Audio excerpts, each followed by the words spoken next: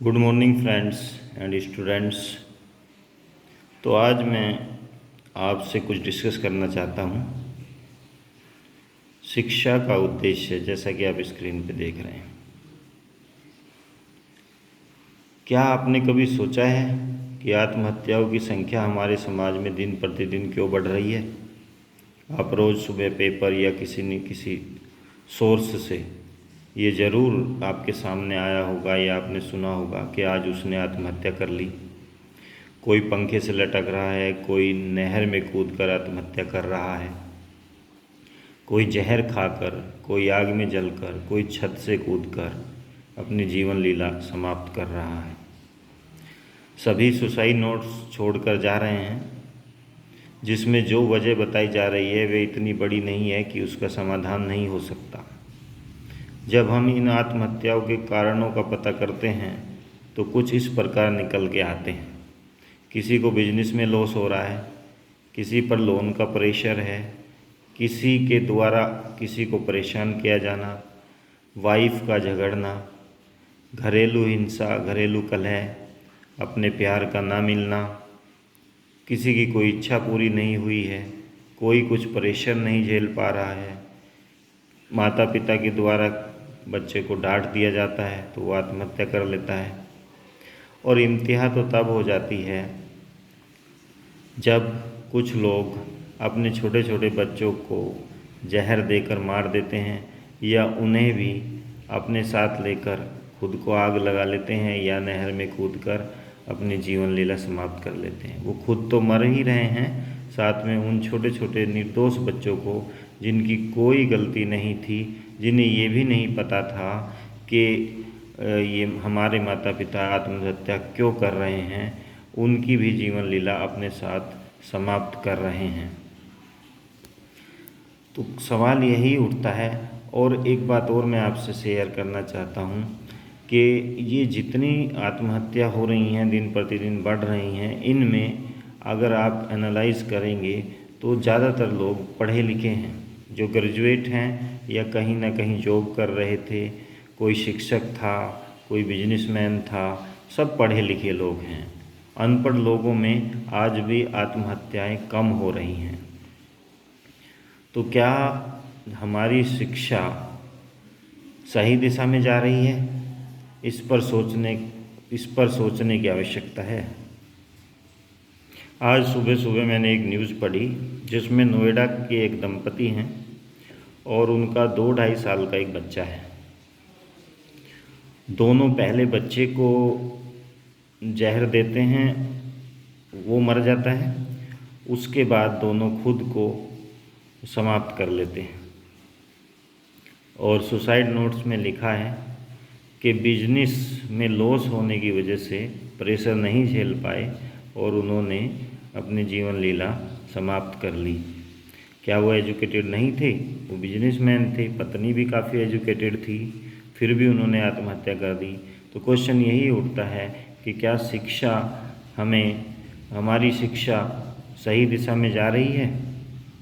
आजकल मेरे अनुसार आजकल जो स्कूल हैं या कॉलेजेस हैं, वहाँ सब में यही सिखाया जा रहा है कि हमें एक अच्छे पैकेज की नौकरी कैसे मिलेगी, सरकारी जॉब हमें कैसे मिलेगी।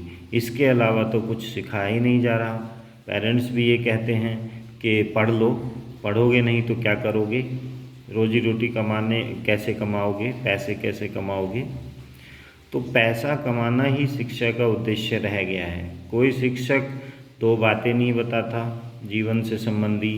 नैतिक शिक्षा तो हट ही गई है। नैतिक शिक्षा की एक बुक होती थी जब हम पढ़ते थे, तो वो तो अब सिलेबस से ही हट गई है। मोरल, नैतिक शिक्षा को मोरल बोलते हैं, वो तो सिलेबस से ही हटा दिया गया है। केवल जो है यही शिक्षा दी जा रही है कि कैसे हम एक अच्छी नौकरी प्राप्त कर लें। इसका एक उदाहरण भी आपको देता हूँ। जिन स्कूलों में कंपनीज आती हैं और बच्चे का प्लेसमेंट करके ले जाती हैं, मतलब बच्चे को वहाँ से पढ़ाई करने के बाद जॉब मिल जाती है, नौकरी मिल जाती है, तो उन स्कूलों में एडमिशन्स की भरमार होती है। बड़े सोर्स सिफारिश से बड़े कंपटीशन क्लियर करने के बाद में वहाँ पर एडमिशन्स होते हैं। और जिन स्कूलों में नौकरी की कोई गारंटी नहीं होती, नौकरी खुद ही ढूंढनी पड़ती है, वो केवल डिग्रियां दे रहे हैं, वो बच्चों को तरह तरह के प्रलोभन देकर एडमिशन के लिए अपनी तरफ आकर्षित करते हैं। मतलब वहाँ पर एडमिशन्स की बहुत बड़ी भारी कमी है।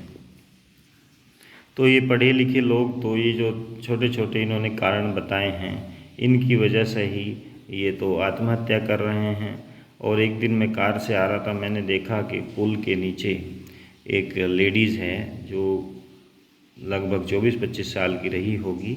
उसके कपड़े फटे हुए थे, उसके ऊपर मक्खियाँ भिन भिना रही थी, मच्छर भी काट रहे थे, और दो छोटे छोटे, एक लड़का और एक लड़की, बच्चे उसके पास बैठे हुए हैं, और उनमें से एक रो रहा है, एक खेल रही है, और वो आराम से सो रही थी। क्या किसी पढ़े लिखे इंसान को इस सिचुएशन में रखें तो वो ये प्रेशर झेल पाएगा?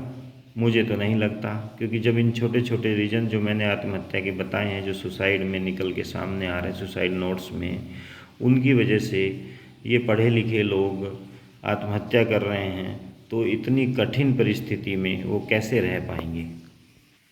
तो इन सब बातों से यही निकल के आता है कि हमें सरकार को हमारी जो शिक्षा है उसमें कुछ बदलाव करने की ज़रूरत है। मेरे विचार से शिक्षा ऐसी होनी चाहिए जो हमें सभ्य बनाए, जीवन जीने का तरीका सिखाए। ये छोटे मोटे जो रीजन्स हैं, इनसे किस तरह से हम पार पा सकते हैं, इनका समाधान कैसे कर सकते हैं, ये तरीके हमें सिखाए। हमें संतोष रखना सिखाए, हमारी इच्छाओं को सीमित कैसे रखें ये हमें सिखाएं,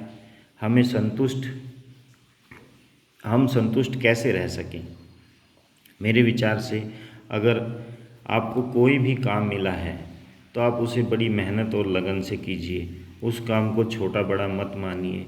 एक दिन उस काम में ही आपको सफलता मिलेगी। कई बार ऐसा भी देखा गया है कि जो परिवार धनी नहीं है लेकिन बहुत ही सभ्य परिवार है और बड़े संतोष के साथ खुशी खुशी वो रह रहा है। और ऐसा भी देखा गया है कि परिवार बहुत धनी है लेकिन उसमें रोज़ लड़ाई झगड़े होते हैं, मारपीट होती है। तो पैसा कोई खुश रहने का आधार नहीं है। सच्ची और सही शिक्षा के द्वारा ही आप खुश भी रह सकते हैं और पैसे को भी प्राप्त कर सकते हैं। अगर मुझसे पूछा जाए कि जीवन ज़रूरी है या शिक्षा ज़रूरी है, तो मैं कहूँगा कि सबसे पहले तो जीवन ही ज़रूरी है। आदि मानव काल में कौन सी शिक्षा प्राप्त होती थी? इंसान को जीवन मिला था, वो उसे जीता था। खाने के लिए उसके पास जो है पेड़ पौधों से प्राप्त फल होते थे, किसी जानवर वगैरह को मार के उसका मांस वगैरह खा के वो जीता था। हवा धूप सब भगवान ने उसे दी थी। कपड़ों के लिए वो पेड़ पौधों की छालों का प्रयोग करता था। कभी वो सुना है कि वो सुसाइड की किसी आदि मानव ने? कुछ नहीं, ऐसा कुछ नहीं है। लेकिन जैसे जैसे हम आगे बढ़े, अपने जीवन को उन्नत बनाने के लिए हमें शिक्षा की आवश्यकता हुई, तो हम शिक्षित होने शुरू हो गए। लेकिन धीरे धीरे शिक्षा का जो प्रारूप है वही बदलता चला गया। हमें खुद शिक्षित होना था, सभ्य बनना था, जो मानवीय गुण हैं वो अपने अंदर जो है हमें जागृत करने थे। लेकिन धीरे धीरे शिक्षा का उद्देश्य ही बदलता जा रहा है। इन सब चीज़ों को छोड़कर शिक्षा केवल जो पैसा कमाने का एक जरिया बन गई है, जो हमारे समाज के लिए बहुत ही घातक है। और इसके परिणाम आजकल आप समाज में देखते भी हैं, न्यूज़ पढ़ते हैं। तो अगर आप बुद्धिजीवी हैं, पढ़े लिखे हैं, तो आपस में ज़रूर डिस्कस कीजिए और सरकार तक ये समस्या पहुंचाइए, ताकि शिक्षा की जो प्रणाली है उस पे एक बार फिर से सोचा जा सके। Thank you very much.